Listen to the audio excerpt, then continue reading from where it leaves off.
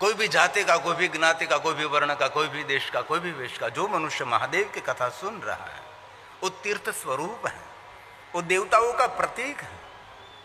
बहुत जन्मों के पुण्य के फलस्वरूप हम सभी को भगवान महादेव की कथा श्रवण करने का अवसर मिलता है। कल हम कथा का गायन कर रहे थे कि दक्ष पुत्री सती ने भगवान महादेव को मिलने के लिए बहुत कठोर तप किया है और तप के फलस्वरूप भगवान शिव उनको मिले हैं और महादेव ने वचन दिया, वरदान दिया, सती आपके साथ में विवाह करूंगा। भगवान शिव जी कैलाश गए, सती अपना तप पूर्ण करके प्रजिष्ठ नगर में पधारे। नगरवासियों ने बहुत बड़ा आदर किया, सत्कार किया, सम्मान किया। पूरे नगरवासियों ने सती की जय जयकार की। सभी नगरवासी बोलने लगे, हमारे राजा प्रजापति दक्ष महाराज की पुत्री घनघोर जंगल में तपस्या करने के लिए गई थी और आज तप पूर्ण करके पधारी। सभी नगर के लोगों ने बहुत सारी प्रशंसा की। माता सती ने वीरणी को कहा कि मां, भगवान शंकर जी मुझे मिले और महादेव ने मुझे वचन दिया है, भगवान महादेव मेरे साथ विवाह करेंगे। दक्ष महाराज को कहा गया, वैसे तो दक्ष महाराज भगवान शिव के विपरीत चलते रहे, भगवान शिव जी के विरोधी। भगवान महादेव का पहला कोई विरोध करने वाला है तो ये प्रदेश दक्ष महाराज है, बाद में सभी लोग हैं।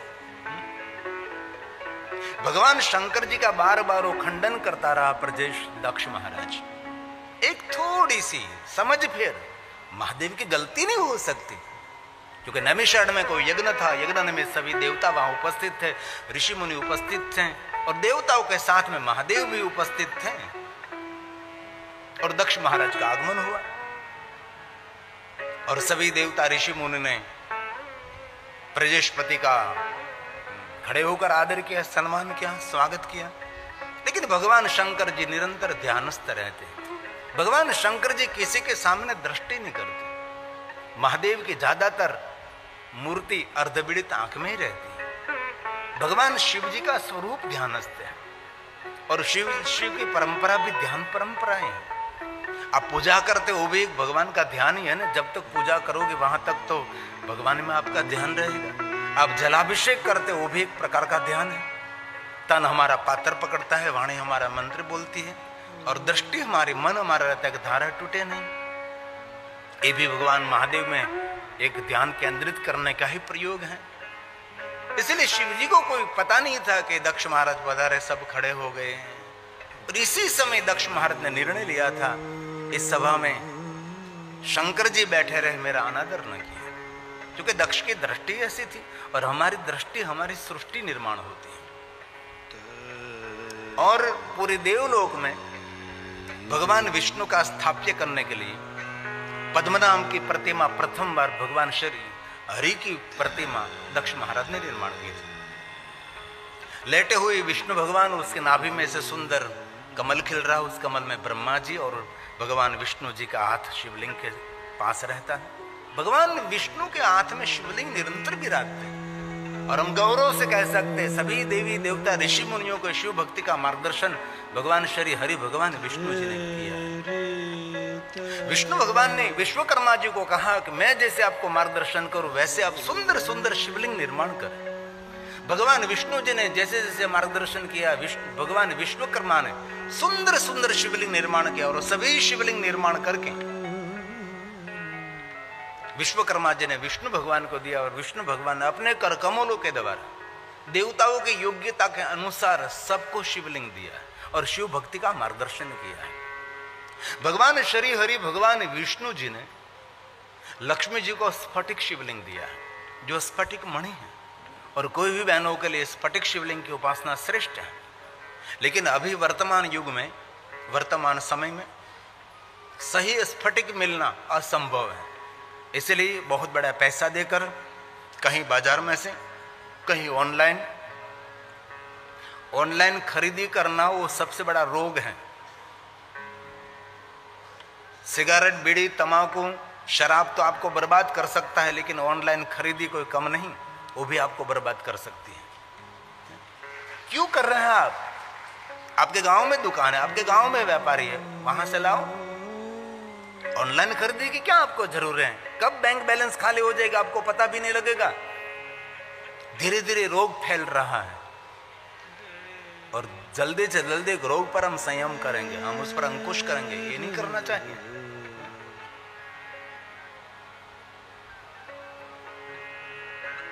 जो सही स्फटिक मिले तो श्रेष्ठ है। और मैं बहुत गौरव से कह सकता हूं, भगवान विष्णु जी ने लक्ष्मी जी को शिव भक्ति का मार्गदर्शन किया है। इसलिए विष्णु पत्नी लक्ष्मी महादेव के परम भक्त हैं। और शिव जी की महिमा ज्यादा से ज्यादा, जो कोई गाने वाले देवता है तो भगवान श्री हरि भगवान विष्णु है। ब्रह्मा जी का मस्तक छेदन किया काल भैरव जी ने, और समाज में एक बात फैल की काल भैरव तांत्रिकों का देव है, मैले विद्यावला का देव है, शमशानों का देव है। लेकिन लोगों ने यूं नहीं क्यों नहीं कहा कि साक्षात शिव हैं और महादेव के भक्तों के रक्षक भी हैं? ऐसा क्यों नहीं कहा? काल भैरव के बारे में भली बुरी बात करते रहे। ब्रह्मा जी का मस्तक छेदन किया और काल भैरव जी को ब्रह्म हत्या हुई, तो काल भैरव के पीछे पीछे ब्रह्म हत्या चाह रही थी। बहुत सारे तीर्थों में गए काल भैरव जी, लेकिन ब्रह्म हत्या दूर नहीं हुई। ब्रह्मा के खोपड़े में भिक्षा मांगकर अपना जीवन निर्वाह चला रहे थे काल भैरव जी, और भिक्षा लेने के लिए वैकुंठ लोग जा रहे थे। भगवान विष्णु ने कहा, लक्ष्मी लक्ष्मी आज हमारा अहोभाग्य है, आज वैकुंठ धन्य हो रहा है। लक्ष्मी जी ने पूछा, क्यों श्री हरि भगवान? आज साक्षात शंकर का स्वरूप, महादेव का स्वरूप, शिव भक्तों के रक्षक और पाप के भक्षक, जिनसे देवता भी थरथरते हैं, जिनसे पाप भी दूर जलकर भाग जाता है, आज स्वयं काल भैरव जी मेरे वैकुंठ लोक में आ रहे हैं। और स्वयं भगवान श्री हरि ने श्री लक्ष्मी जी को काल भैरव की महिमा कही। तो काल भैरव जी मैली विद्या वाले, अरे विद्या मैली होती है नहीं, विद्या जैसा उज्जवल क्या हो सकता है? इसलिए कोई आपको मैली विद्या से डराए तो कभी डरना नहीं है। विद्या जैसा कौन उज्जवल हो सकता है? विद्यावान पुरुषों की सभी देश विदेशों में, सर्वलोक में उसकी पूजा होती है। विद्या कभी मैली हो सकती है? व्यक्ति मैला हो सकता है। भगवान श्री हरि भगवान विष्णु जी ने लक्ष्मी जी को काल भैरव की महिमा कही है। जो काल भैरव जी शमशान के देवता है, तो श्री हरि उसकी महिमा गा सके। भगवान विष्णु जी ने कहा, लक्ष्मी हमारा अहोभाग्य है, आज स्वयं शंकर जी के स्वरूप काल भैरव जी हमारे वैकुंठ लोक में पधार रहे, भिक्षा लेने के लिए आ रहे हैं। इसी समय काल भैरव जी वहां पहुंच गए। भगवान श्री हरि ने प्रणाम किया, लक्ष्मी जी ने काल भैरव जी को भिक्षा प्रदान किया। तब काल भैरव जी ने प्रणाम करके कहा, श्री हरि भगवान विष्णु जी, ये ब्रह्मत्या मेरा पीछा नहीं छोड़ रही है, आप कहिए ब्रह्मत्या के पाप में से मैं कैसे मुक्त हो सकता हूं? तब भगवान श्री हरि ने कहा, आप साक्षात शिव हैं, मुझे यश और मुझे कीर्ति दिलाने के लिए आप मेरे मुख से कहना चाहते हैं। भगवान क्या कहूं आपको? आप वैकुंठ लोक छोड़कर भिक्षा लेकर आप सीधा काशी नगर में प्रस्थान करें। आपकी ही नगरी है काशी, और काशी नगरी तो भगवान महादेव जी की है।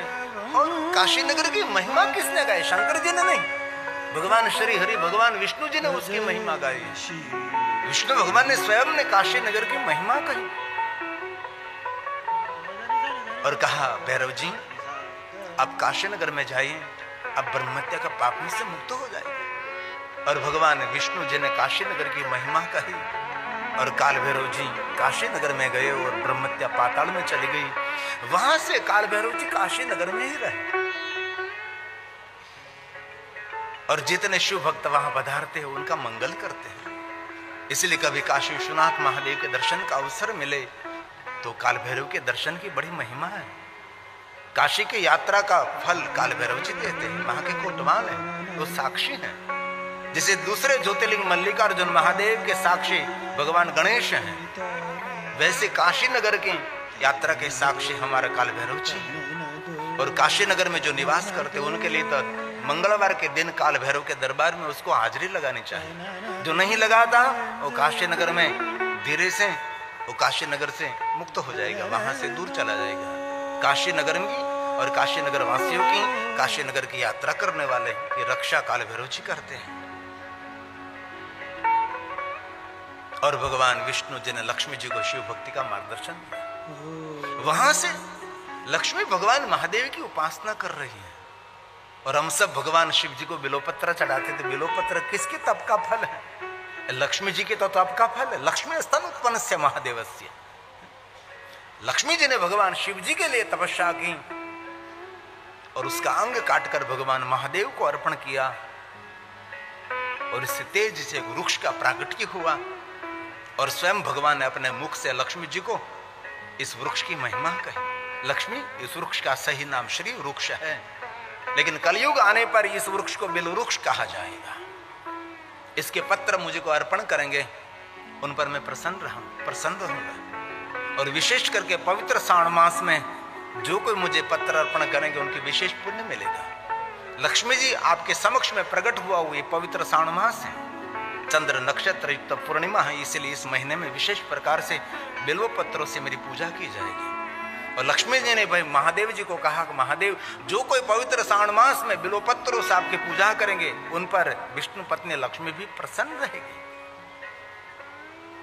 और भगवान श्री हरि ने लक्ष्मी जी को शिव भक्ति का दिव्य मार्गदर्शन किया और प्रातःकाल और मध्याह्न और संध्या समय त्रिसमय लक्ष्मी जी भगवान महादेव की पूजा करते रहे। धीरे धीरे लक्ष्मी जी की भक्ति परिपक्व हुई और एक दिन भक्ति परिपक्व नहीं होती, दीर्घकाल तक महादेव की उपासना करनी चाहिए। तो कथा सुनकर 2-3 दिन किया और बाद में नहीं, ऐसा नहीं होता। बहुत समय तक लगातार भगवान महादेव की उपासना करने के बाद धीरे धीरे आप में ऊर्जा बढ़ेगी। ऐसी ऊर्जा बढ़ेगी आपको स्वयं को लगेगा कोई तो मेरे साथ है, कोई ऊर्जा तो मेरे साथ है, आगे और पीछे अंदर बाहर कोई तो है। लक्ष्मी जी निरंतर महादेव की उपासना करती रही। लक्ष्मी जी की शिव भक्ति परिपक्व होने के बाद स्वयं भगवान महादेव जी लक्ष्मी जी के सामने प्रकट हुए और स्वयं महादेव ने कहा लक्ष्मी आप कुछ वरदान मांगो। लक्ष्मी ने कहा महादेव आपका दर्शन हुई सबसे बड़ा वरदान है, इससे बड़ा वरदान क्या हो सकता है। भगवान योगी महापुरुष युगों युगों तक तप करते हैं, भगवान तो भी आपकी झांकी नहीं हो रही उनको, लेकिन आप मेरी भक्ति से प्रसन्न होकर मेरे सामने भगवान आप उपस्थित रहे। आपके दर्शन मात्र से भगवान मेरा मंगल हो रहा है। मांगने की कोई मन इच्छा नहीं महादेव जी। शंकर जी ने कहा, महादेव ने कहा आप कुछ तो मेरे पास से वरदान मांगो। तब लक्ष्मी जी ने कहा महादेव बस एक वरदान चाहिए, मेरी भक्ति आपके चरणों में रहे और मेरा प्रेम विष्णु जी के चरणों में रहे, क्योंकि विष्णु मेरे पति हैं। मैं आपके चरणों में निरंतर झुकती रहूं, मैं आपकी उपासना करती रहूं। भगवान महादेव ने कहा लक्ष्मी आप धन्य है। और सती जब देह छोड़ रही थी, प्रजेश नगर में यज्ञ हुआ, दक्ष महाराज ने पुत्री सती का अनादर किया। सती जब देह छोड़ते समय श्री हरि के पास से मांग रही थी, सती मरत हरिसन बरु मागा जन्म जन्म जन्म शिव पद अनुरागा। शंकर की पत्नी सती ने कहा श्री हरि को, हरि जन्मों जन्म तक मुझे शिव जी के चरणों में प्रेम रहे, भगवान महादेव की मुझे भक्ति रहे। भगवान शंकर जी की पत्नी सती श्री हरि के पास मांग रही है, आज हरि की पत्नी लक्ष्मी जी भगवान शिव जी के पास मांग रही है, मुझे भगवान विष्णु के चरणों में प्रेम रहे और आपकी भक्ति निरंतर रहे भगवान। तब भगवान महादेव ने कहा धन्य है लक्ष्मी आप। लक्ष्मी मैं वरदान देना चाहता हूं, सुनिए लक्ष्मी। तब महादेव ने कहा लक्ष्मी आपके सामने आज मैं उपस्थित हुआ हूं।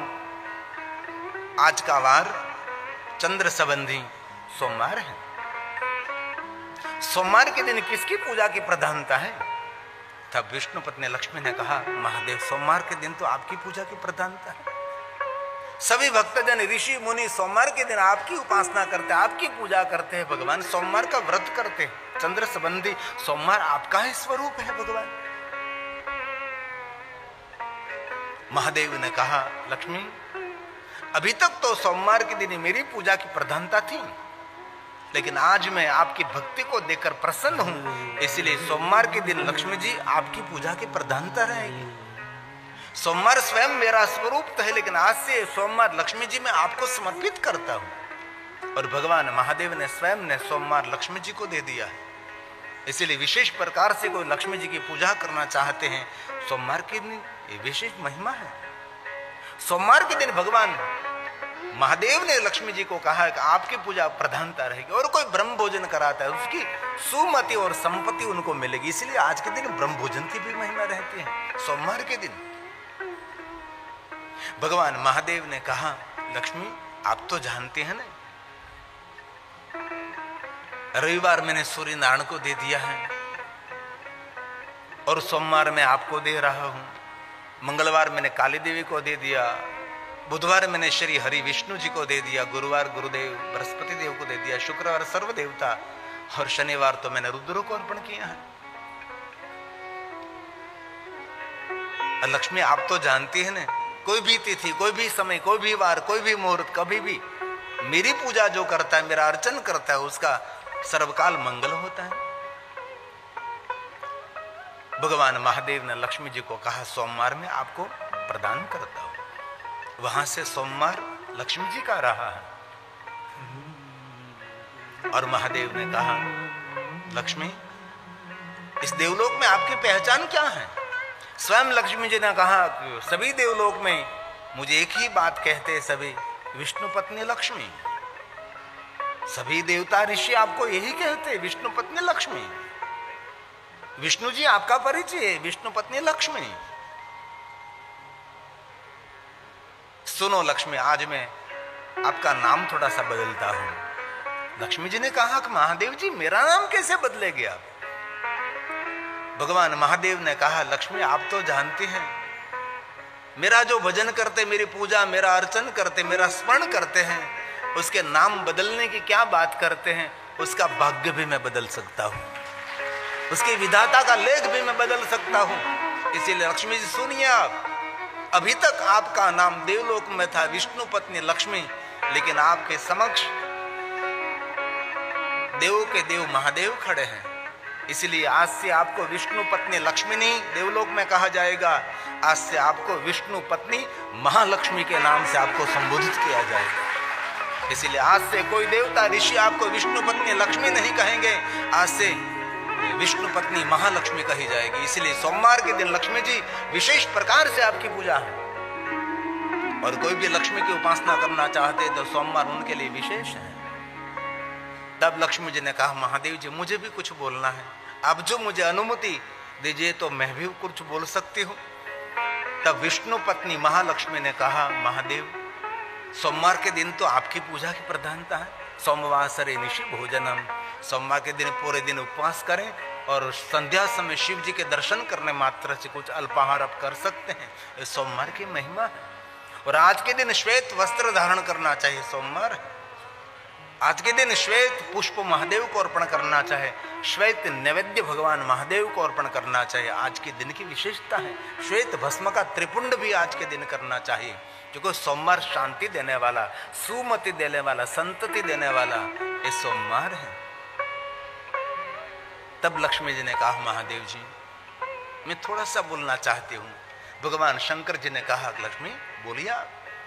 तब विष्णु पत्नी महालक्ष्मी ने कहा, महादेव जी ये तो आपकी उदारता, आपकी महानता है कि सोमवार के दिन मेरी पूजा की प्रधानता रहेगी, परंतु हे महादेव मैं आपकी परम भक्त हूं, इसलिए मैं भी सबको वचन देती हूं कि जो कोई मनुष्य सोमवार के दिन महादेव आपका पूजन विशेष प्रकार से करे, सोमवार के दिन विशेष प्रकार से आपकी कोई पूजा करे, उन पर विष्णु पत्नी लक्ष्मी प्रसन्न नहीं रहेगी, उन पर विष्णु पत्नी महालक्ष्मी प्रसन्न रहेगी।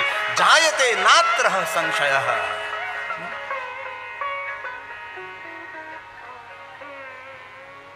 लक्ष्मी तो आकर चली जाती है, लेकिन जिन पर महालक्ष्मी की कृपा है ये कभी जाती नहीं, जायते नात्र, कभी नहीं खाली होगी। इसलिए कोई कहता है कि शिव पूजा से लक्ष्मी नहीं मिलती, तो उसको कह दीजिए शिव पूजा से लक्ष्मी नहीं मिलती, शिव पूजा से विष्णु पत्नी महालक्ष्मी कृपा करती है। लक्ष्मी कामोर्चये शिवं, शिव महापड़ ग्रंथ का श्लोक है।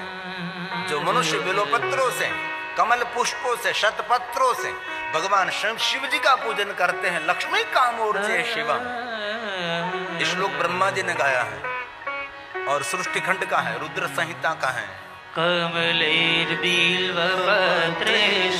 कमल पुष्पों से किसने पूजा की थी? भगवान श्री हरि ने। हरिश्री सहस्रम कमल बलि माधाय पदयोर यदेर कोने तस्मिन्। सहस्र कमल में हो रहे धारी की नहीं परीक्षा तभी मुरारी। एक कमल प्रभु राखे जोई, कमल नयन पूजन सहसोई। कठिन भक्ति देखी प्रभु शंकर भये प्रसन्न दीक्षित वर। बिल्व पत्रों से प्रथम पूजा किसने की? विष्णु पत्नी महालक्ष्मी ने पूजन किया। इसलिए पवित्र श्रावण मास में विशेष प्रकार से बिल्व पत्रों से महादेव का पूजन करते हैं।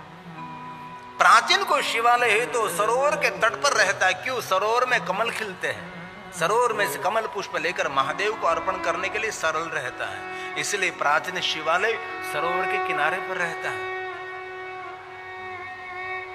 ये ब्रह्मा जी ने नारद जी को कहा था, नारद, जो कोई मनुष्य कमल पुष्प बिल्वपत्र भगवान महादेव को अर्पण करते हैं, शंख पुष्प अर्पण करते हैं, ऐसे पूरी पुष्पों की तो श्रृंखला है, अपराजिता, कभी पराजय नहीं होता। अपराजित का पुष्प अर्पण करना, ये सभी पुष्प औषधि है, औषधि के रूप में है।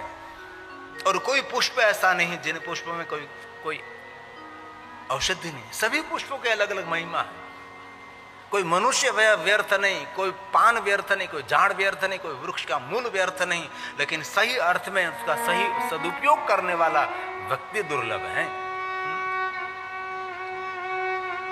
इसलिए स्वयं ब्रह्मा ने कहा नारद जी को, नारद, कमलेर बिल्वपत्रेश शतपत्रेस्तथा पुनः शंखपुष्पैस्तथा देवं लक्ष्मी कामोर्जे शिवम्। लक्ष्मी कामोर्जे शिवम्। कैसी लक्ष्मी मिलेगी? आपकी कामना की पूर्ति करने वाले लक्ष्मी। लक्ष्मी कैसी लक्ष्मी? मंगल करने वाली, कल्याण करने वाली और सही मार्ग पर आपको ले जाने वाली लक्ष्मी मिलती है। शिव पूजा से कैसी लक्ष्मी मिलेगी? तो कि सुंदर विचार प्रदान करने वाले, आपके द्वारा सुंदर यश और कीर्ति देने वाले कार्य कराने वाले लक्ष्मी भगवान शिव की आराधना से मिलते हैं। भगवान महादेव की भक्ति भोग भी देती है। भक्ति और मुक्ति भी देती है, और विशेष कहे तो भोग भोगने की शक्ति भी देते हैं। बहुत लोगों को भोग मिलता है लेकिन भोग भोगने की कोई शक्ति नहीं होते। ऐसे बहुत लोगों को हमने देखा, इतने धनपति, पूरा डाइनिंग टेबल व्यंजन भोजन से भरा रहता है लेकिन कुछ भी खा नहीं सकता। क्यों नहीं खा सकता? क्योंकि उसको भोग मिला है लेकिन भोग भोगने की शक्ति उनके पास नहीं है। इसलिए महादेव की जो भक्ति करता है उनको भोग भी मिलता है, भोग भोगने की शक्ति भी मिलती है, अंत में मुक्ति भी मिलती है। मुक्ति भी मिलती है, शिव है। और सच्चे दिल से, हृदय से भगवान महादेव को समर्पित है। उसका रक्त का एक एक कण, एक अंग का एक एक रुआ जिनको महादेव को समर्पित कर दिया जिन व्यक्ति ने, और मैं हृदय के साथ कह सकता हूं उनके जीवन में कोई वृद्धावस्था भी नहीं आती। उनका शरीर कभी जर्जरित नहीं होता। जन्म मृत्यु जरा, जरा जरा का अर्थ क्या है? जर्जरित शरीर। जीवन की व्याधि उपाधियों में से मुक्त करने वाला शिव है। इसलिए बहुत हृदय से आप सबको मैं कहता हूं, आप भी महादेव की भक्ति भरपूर करें। आपके सभी बच्चों को शिव भक्ति का मार्गदर्शन करें कि बेटा, जीवन को मंगलमय बनाने के लिए कल्याणकारी भगवान शिव की उपासना विशेष प्रकार से करनी चाहिए।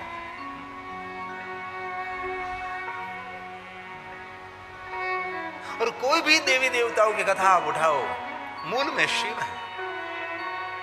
भले आप रोज रोज भगवान महादेव की उपासना आपसे न हो सके, कोई बात नहीं, क्योंकि आत्म कल्याण से ज्यादा बहुत सारा काम है ना मेरे पास। तो हमारे जीवन यात्रा में ये सब धन संपत्ति वैभव जमीन जागीर ये सब परिवार वाले लोग हमारे साथ आएंगे ना, इसीलिए आत्म कल्याण से बहुत सारा कार्य हमारे पास है ना। आत्म कल्याण के लिए तो कोई काम ही नहीं है मेरे पास। और जीवन के अगणित कार्यों को छोड़कर आत्म कल्याण के लिए पहले सोच हमारी होनी चाहिए। हम धरती पर आए सबके साथ रहते, ये सब ऋणानुबंधन है। बंधन पूर्ण हुआ, उनके मार्ग पर वो चला जाएगा, आपके मार्ग पर वो चले जाएंगे, कोई किसी का नहीं होता।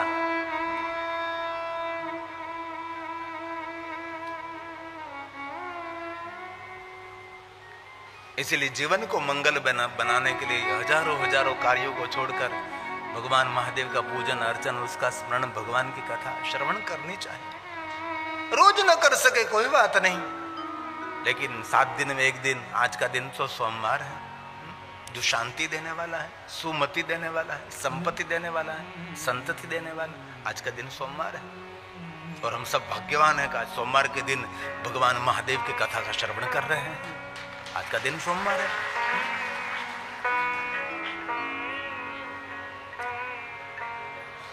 और 7 दिन में एक दिन न हो सके तो 1 महीने में एक बार तो अचूक त्रयोदशी व्रत करे हमेशा, ताके तन नहीं रहे कलेशा। कृष्ण पक्ष की त्रयोदशी महादेव के भक्तों के लिए शिवरात्रि है। कृष्ण पक्ष की त्रयोदशी कभी नहीं भूलना चाहिए। प्रदोष पूजा उसकी एक अवधि रहती है पंचांग में, लेकिन ये बात आपके समझ में ना आवे, त्रयोदशी और चतुर्दशी का मिलन का समय उसको भी प्रदोष मान सकते हैं। ये भी बात आपको समझ में ना आवे तो कृष्ण पक्ष की त्रयोदशी के दिन सुबह में द्विज चंद्र की उपस्थिति में भगवान महादेव की विशेष पूजा, उसको भी प्रदोष कह सकते हैं। जो प्रदोष पूजा महादेव की करते हो संसार के सभी दोष से मुक्त रहता है। संसार में हमारे लिए बहुत सारे दोष हैं, सभी दोष को मुक्त करने के लिए प्रदोष पूजा विशेष है। तो प्रदोष पूजा किसको कहते हैं हम? त्रयोदशी और चतुर्दशी का मिलन, उसको प्रदोष पूजा कहते हैं। कृष्ण पक्ष की त्रयोदशी के दिन प्रातःकाल द्विज चंद्र के उपस्थिति में भगवान महादेव का सुबह सुबह में पूजन। कृष्ण पक्ष का द्विज 5:30, 6, 6:30, 7 बजे दिखाई देता है शुक्ल पक्ष में, लेकिन कृष्ण पक्ष में द्विज सुबह सुबह में दिखाई देती है।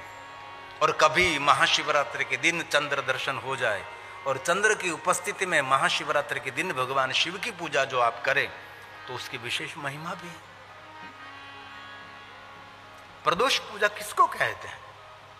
शिव जी को जल चढ़ाना, चंदन चढ़ाना, सौभाग्य द्रव्य चढ़ाना, जात जात भांति भांति के पुष्प अर्पण करना, उसको प्रदोष पूजा की जाती है।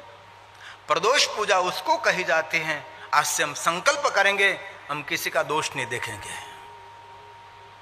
हमारी जो आदत है दूसरों को दोषित ठहराने की, दूसरे को दोष देखने की जो हमारी आदत है, दूसरों को छिद्र देखने की, दूसरे की छिद्र देखने की हमारी आदत है, वो आदत बदल देंगे, वही श्रेष्ठ प्रदोष पूजा रहेगी। पर दूसरों का दोष कभी नहीं देखे, बस वही प्रदोष पूजा है। महीने में एक बार, इवन हो सके तो 12 महीने एक बार राजराजिति महाराजिति महाशिवरात्रि। और स्वयं भगवान शिव जी ने ब्रह्मा और विष्णु को वचन दिया है कि हे ब्रह्मा हे विष्णु, जो कोई मनुष्य पूरी साल मेरी पूजा अर्चन दर्शन न कर सके, लेकिन इस महाशिवरात्रि के दिन मेरा कोई दर्शन पूजन अर्चन करे तो पूरी साल दर्शन अर्चन पूजा का फल इस महाशिवरात्रि के दिन में देता है। इसलिए महाशिवरात्रि कभी भूलना नहीं चाहिए, कभी नहीं। हमारे सबके मंगलमय करने वाले रात्रि महाशिवरात्रि है, हमारा सबका शुभ करने वाले रात्रि है महाशिवरात्रि। इस रात्रि के दिन मौन रहना चाहिए, निराहार रहना चाहिए, जितेंद्र रहना चाहिए। जो महाशिवरात्रि है अंधकार से भरी हुई रात्रि है, लेकिन ज्ञान रूपी प्रकाश देने वाली रात्रि है। पुस्तक और व्यक्ति को पढ़ना आना चाहिए। कई लोग पुस्तक पढ़ सकते लेकिन व्यक्ति को नहीं पढ़ सकते। जीवन में जिनको आगे बढ़ना है उनको 2 पढ़ना आता है, पुस्तक भी पढ़नी आनी चाहिए और व्यक्ति को भी पढ़ना आना चाहिए। पुस्तक पढ़ने से ज्ञान की वृद्धि होती है और व्यक्ति को पढ़ने से अनुभव की वृद्धि होती है। व्यक्ति अनुभव देता है, पुस्तक ज्ञान देता है। इसलिए महाशिवरात्रि कभी नहीं, उस दिन मौन रहे, शांत रहे। हमने महाशिवरात्रि की पंक्ति बनाई थी, पूरा तो नहीं गाऊंगा, एक पंक्ति गाता हूं जो महाशिवरात्रि निमित्त हमारी सुंदर एक रचना है। ये देवताओं की रात्रि, ऋषि मुनियों की रात्रि, महापुरुषों की रात्रि, पुण्य अर्जित करने की रात्रि, जीवन को मंगल बनाने की रात्रि, महाशिवरात्रि अपने हृदय में ज्योति प्रकट करने की रात्रि, ज्ञान अर्जित करने की रात्रि, हमारा भव मंगल करने की रात्रि, ये महाशिवरात्रि। शिवरात्रि महारात्रि योग की है रात्रि। आज कथा में सबको संकल्प भी करना है। जो घर काम बहुत पुरुषार्थ परिश्रम कर रहे हैं उनकी बात नहीं करता, जो कुछ भी परिश्रम नहीं कर रहा, घर में पड़ा रहता है गादी तकिए पर जो अपना जीवन बिता रहा हूं, उन लोगों को मैं हृदय से प्रार्थना करता हूं, थोड़ा जल्दी सुबह में उठो, योग करना ही चाहिए। आपका शरीर तंदुरुस्त नहीं है तो आप दुनिया के सबसे बड़े भिखारी हैं, आपसे बड़ा कोई भिखारी नहीं है। आपके पास आरोग्य नहीं है तो आपके पास कुछ भी नहीं है। इसलिए सुबह में समय पर उठो, योग करो, प्राणायाम करो, व्यायाम करो। शिव महापुराण ग्रंथ में कहा कोई भी देवी देवता का मंत्र करो, लेकिन जो प्राणायाम नहीं करते तो मंत्र अगर्भा है। सगर्भा मंत्र तब बनता है प्राणायाम। हमारे ब्राह्मण जब संध्या करते उसके अंदर प्राणायाम प्रधान रहता है, अनुलोम विलोम। कोई निष्णांत है उनके पास है, सीख लीजिए। आपके को आचार्य हो उनके पास से कुछ सीखें। इसलिए सुबह में व्यायाम भी करें, प्राणायाम भी करें। शारीरिक भी तंदुरुस्ती होनी चाहिए और मानसिक भी तंदुरुस्ती होनी चाहिए। अंग से भी प्रफुल्लित और मन से भी प्रफुल्लित रहो।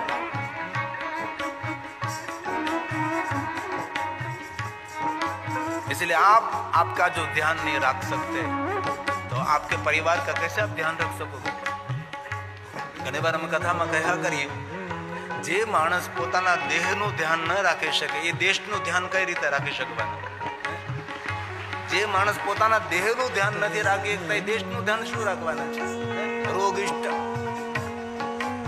और एक विनंती करके मैं जाता हूँ, आपकी ये जो आपनो विस्तार है એટલો હરિયાળો વિસ્તાર છે, એટલો ઠંડક આપનારો વિસ્તાર છે। આવજો તમે અમારી સાથે કચ્છમાં, સૌરાષ્ટ્રમાં।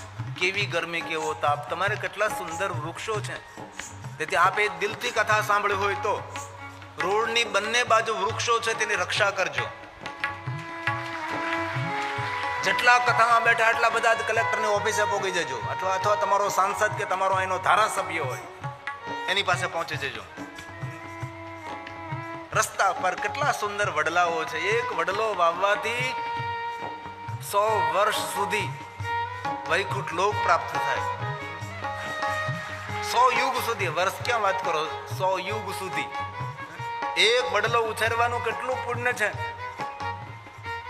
કાલ હું કોઈ જગ્યાએ જતો તો આ ક્યાં કેવું ગામ કાલ મને લઈ જતા હતા, કેટલા સુંદર વડલા હતા, કેવું જબું, કેવું તમને ખબર છે તો વાંધો નહીં। બંને બાજુ કેટલા બધા વડલાઓ સુંદર હતા। મેં કહ્યું આ વડલાઓ કાપી નાખવામાં આવશે? જ્યારે ગેર હિન્દુએ જ્યારે આપણા દેશમાં પ્રવેશ કર્યો ને ત્યારે વડલાઓને કાપ્યા હતા, કારણ કે વડલાઓની પૂજા કરતા હતા આપણે।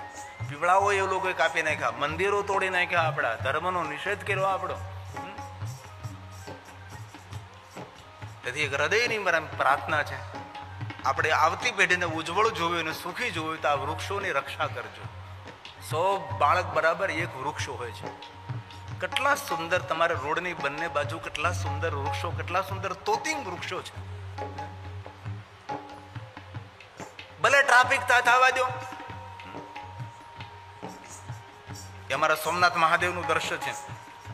પ્રથમ જ્યોતિર્લિંગ સોમનાથ મહાદેવમાં ટ્રસ્ટ તરફથી એક સંકલ્પ કરવામાં આવ્યો હતો કે 12 લાખ વૃક્ષો સોમનાથ મહાદેવ ટ્રસ્ટ તરફથી વાવવામાં આવશે।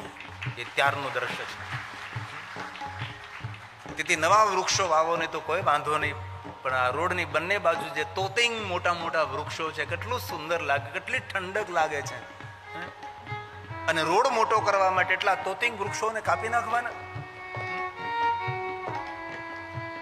4 વ્હીલ ગાડીઓ ઝેર ઓકે છે, આપણા જીવનનું ભક્ષણ કરે છે, વાતાવરણને દૂષિત કરે છે। ઘણા દેશોની અંદર નવી ગાડીઓ વેચાવાનું બંધ કરી દીધું છે। શા માટે? ટ્રાફિક ઓછું થાય એટલા માટે નવી ગાડી મળે જ નહીં દેશમાં. જૂની તમે કોઈની ખરીદી શકો છો, નવી ન મળે. ભારત દેશની અંદર પણ આજનો કાલ એ માર્ગ અપનાવવો પડશે. વિકાસની દ્રષ્ટિએ વિનાશ થઈ રહ્યો આપણે નજરની સામે જોઈએ છીએ. તેથી આપ સૌને ગિરિબાપુ તરફથી હૃદયને હાથ જોડીને પ્રાર્થના કરું છું કે રોડની બાજુમાં જેટલા વડલાઓ છે, જેટલા તોતિંગ મોટા વૃક્ષો છે, તેની રક્ષા કરજો. તેવી હૃદયની હું પ્રાર્થના કરું છું આપ સૌને. મારા દિલની પ્રાર્થના છે. જેની પાસે સામર્થ્ય હોય એક જાજો. અને કલયુગે સંઘે શક્તિ. કલયુગની અંદર આપણું સંગઠન એ જ આપણી શક્તિ છે. આવેદન પત્ર આપજો, ટપાલ લખજો, જાહેરાત કરજો, સોશિયલ મીડિયામાં ચલાવજો કે વૃક્ષોને રક્ષા કરો. રોડ મોટો નથી કરવો, રોડ ભલે સાંકડો હોય પણ વૃક્ષો સલામત રહેવા જોઈએ. વૃક્ષ સલામત તો આપણે સૌ સલામત. એ જંગલ ખાતા વાળા બધા ભાઈઓ છે, કારણ કે જ્યાં જાવ ત્યાં મારું આ કામ છે વૃક્ષો વધારેમાં વધારે વાવવા, વૃક્ષો તરફ સૌને પ્રેરિત કરવા. આપણને પ્રાણ આપે, આપણને જીવન આપે છે વૃક્ષ. વૃક્ષ વાવો, વરસાદ લાવો. વ્યસન છોડો, વૃક્ષ લાવો. વ્યસન છોડો, વૃક્ષ વાવો. વૃક્ષ વાવો તો વરસાદ લાવો. તેથી યોગ કરો, प्राणाम करो, व्यायाम करो. हेलो भक्तों, राधे राधे, हर हर महादेव। तो कैसे हैं आप सब? आई होप आप सब अच्छे होंगे। महादेव की कृपा आप सब पर बनी रहे। तो भक्तों, आज हम ऐसी कथा सुनेंगे जिसमें बताया जाता है कि धन प्राप्ति के क्या लाभ है, कैसे धन प्राप्त किया जाता है, इसके क्या उपाय हैं। तो भक्तों, ऐसे तो धन प्राप्ति के ऐसा कोई विशेष उपाय नहीं है, पर कहते हैं कुछ चीज़ें करने से हमें धन का लाभ होता है और धन की हानि नहीं होती है। तो चलिए जानते हैं कि सोमवार का क्या उपाय करना चाहिए। तो भक्तों, सोमवार को धन प्राप्ति के लिए भगवान शिव की पूजा करें, शिवलिंग पर अक्षत और दूध चढ़ाएं। इसके साथ ही ओम नमः शिवाय मंत्र का जाप करें और ओम सोमेश्वराय नमः मंत्र का 108 बार जाप करें। कहते हैं कि सोमवार को धन प्राप्ति के लिए कुछ और उपाय इस प्रकार बताए गए हैं। तो चलिए जानते हैं थोड़ा विस्तार से। शिवलिंग पर जल चढ़ाएं। किस प्रकार शिवलिंग पर जल चढ़ाना चाहिए? कहते हैं कि सोमवार को शिवलिंग पर जल चढ़ाते समय उसमें थोड़ा सा काला तिल मिलाएं। महामृत्युंजय मंत्र का जाप करें। शिवलिंग पर जल चढ़ाने के बाद महामृत्युंजय मंत्र का जाप अवश्य करें। कच्चे चावल का दान करें। शिवलिंग पर जल चढ़ाने के बाद कच्चे चावलों में काले तिल मिलाकर दान करना चाहिए। मंदिर में दीपक जलाएं। सोमवार को शिव मंदिर में घी का दीपक अवश्य जलाएं। केसर और तुलसी दल डालकर रोटी खाएं। अगर आप आर्थिक तंगी से परेशान हैं तो सोमवार को या शनिवार को 2 मुट्ठी गेहूं में 2 दाने केसर और 11 तुलसी दल मिलाकर पीस लें और इसे आटा में मिलाकर रोटियां बनाकर जरूर खाएं। पीपल के पेड़ को जल चढ़ाएं। रोजाना स्नान ध्यान करने के बाद पीपल के पेड़ को जल अवश्य चढ़ाएं। भगवान विष्णु की पूजा भी करें। गुरुवार के दिन भगवान विष्णु की पूजा जरूर करें। गुरुवार के दिन केले के पौधे की भी पूजा करें। अगर आपका घर या आप आर्थिक तंगी से गुजर रहे हैं तो गुरुवार के दिन केले के पौधे की पूजा करें और दीपक जलाएं, जिससे आर्थिक तंगी से छुटकारा मिलेगा। शुक्रवार को माँ लक्ष्मी की पूजा करें। शुक्रवार के दिन माँ लक्ष्मी की पूजा करें और 11 हल्दी की गांठें लाल कपड़े में बांधकर तिजोरी में रख दें, जिससे आपको आर्थिक तंगी से छुटकारा मिलेगा और धन प्राप्ति के योग बनेंगे। तो भक्तों, कैसी लगी आपको आज की ये कथा? कमेंट बॉक्स में ज़रूर बताएं और ऐसे ही कथाएं सुनने के लिए हमारे चैनल डिस्कवरी ऑफ धर्म को सब्सक्राइब जरूर कीजिएगा। मिलते हैं एक अगली नई कथा के साथ। ये कथाएं शिव महापुराण से और इसमें भगवान की पूजा किस प्रकार करनी चाहिए, कैसे करनी चाहिए और पूजा करने से क्या लाभ की प्राप्ति होती है। तो भक्तों, कैसी लगी आपको आज की ये कथा? कमेंट बॉक्स में ज़रूर बताओ और कमेंट बॉक्स में हर हर महादेव लिखना न भूलें। मिलते हैं एक अगली नई कथा के साथ।